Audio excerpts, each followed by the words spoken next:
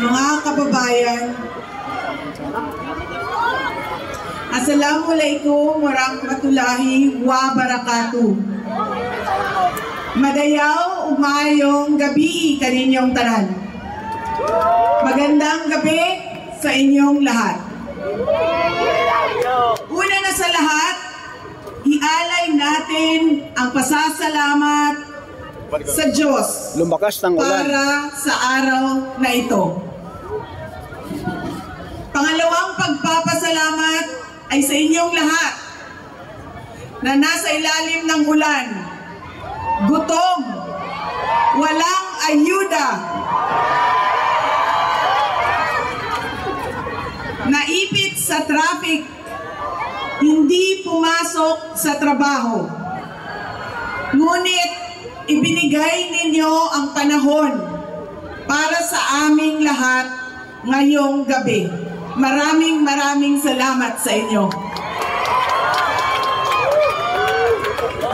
Ang susunod na pagpapasalamat ay sa PDP dahil binigyan nila ako ng pagkakataon sa rally nila ngayon. Maraming salamat sa inyo. Ang sunod na pagpapasalamat ay mula kay Pangulong Rodrigo Duterte.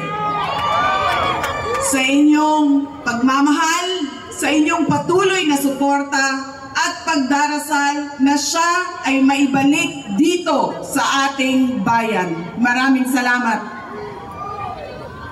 Ang susunod na pagpapasalamat ay mula sa akin, sa patuloy ninyo na suporta sa akin at sa aking mga kasamahan sa opisina ng Pangalawang Pangulo. Maraming salamat. At ang huling pagpapasalamat ay mula sa aming pamilya. Dako kaayo ang amuang utang nga kabubuton kaninyong tanan sa oportunidad na ginahatag ninyo kanamo nga makaserbisyo sa atuang nasod. Daghan salamat. Ang pwesto na kinatatayuan ko ay hindi para sa akin. Ito ay para sa Pangulong Rodrigo Duterte. Pero tinawag ako ng tadhana dahil kinidnap ang tatay nating lahat. Sa pagkakataong ito, nakatayo ako sa entablado at humaharap sa inyo, hindi bilang kandidato. Ako si Inday Sara, isang botanteng nagmamahal sa ating bayan at natatakot para sa ating kinabukasan. Mga kaigsuunan ko, iniibig ko ang Pilipinas. Iniibig ko kayong mga Pilipino. We love you! We love you! I love you too.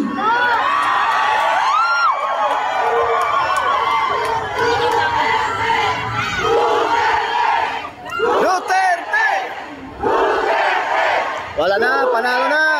Talo na ang mga bangag.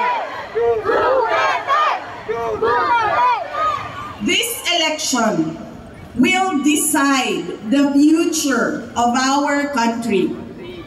Ang boto ninyo ang magbibigay katiyakan kung maituloy ang pagbabago o tuloy-tuloy na lang tayo sa kapahamakan.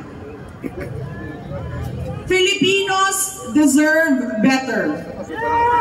Nagpapasalamat ako dahil nandito pa rin kayo at nakikinig sa akin sa kabila ng kaliwat kanan na paninira nila.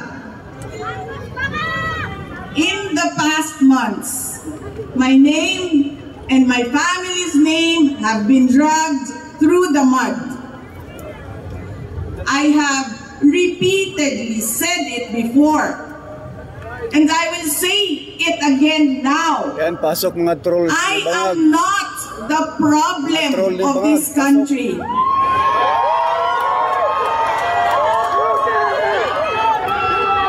Hindi ako ang problema ng Pilipinas.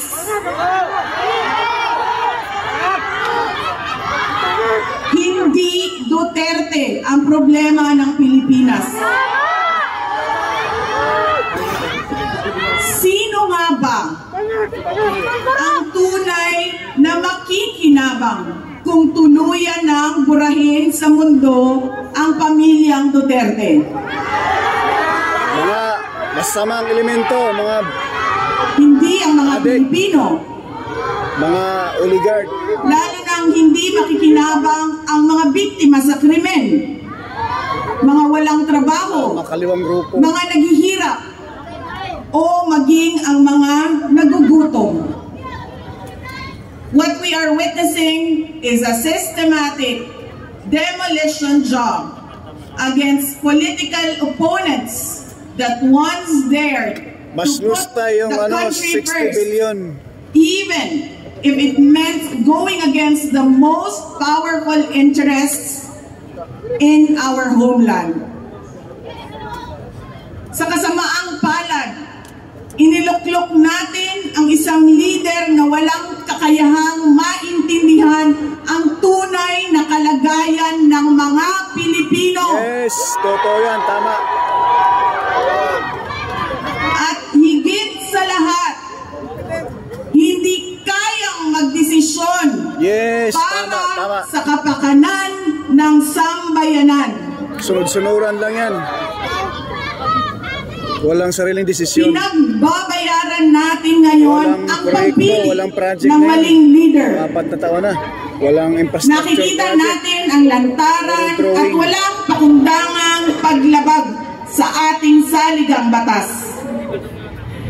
Pinamumunuan din tayo ngayon ng isang taong patuloy pa rin tumatanggi, sumailalim sa isang pampublikong hair follicle drug test.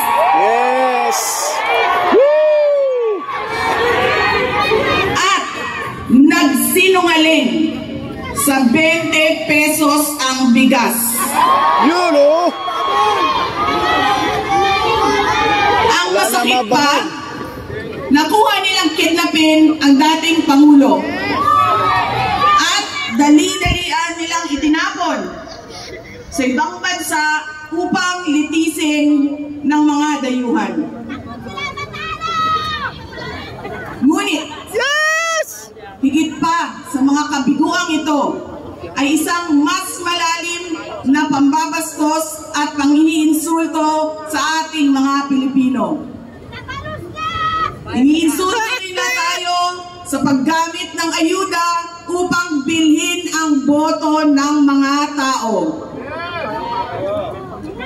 Ang ayuda ay hindi naman likas na masama. Sa katunayan, marami ang natulungan ito noong panahon ng pandemya. Ngunit, kapag ginamit ito para manipulahin kayo at pagsamantalahan ang inyong kahirapan upang manatili sila sa kapangyarihan, nagiging sandata ito ng pang-aabuso. Again, Filipinos deserve better. We must return to long-term, concrete programs, not short-term dole-outs that are being abused by those in power. Ang kailangan ng Pilipino ay isang mabisang food security program. Isang programa na tutugon sa problemang pinakamalapit sa bituka, ang gutom. Ang kailangan ng Pilipino ay isang modernong hybrid education system na nakasandal sa pagtuturo ng disiplina at pagmamahal sa bayan. Ang kailangan ng Pilipino ay isang tunay na universal healthcare system na tutugon araw-araw sa lahat ng health centers at hospitals at hindi lamang sa mga support.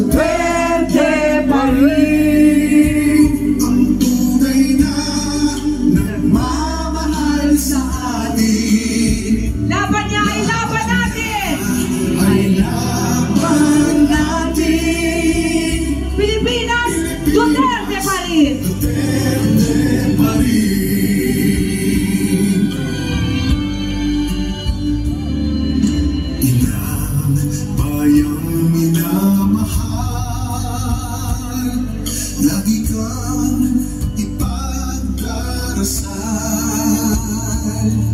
na muli kitang makita. Pilipinas, bago may pag-asa.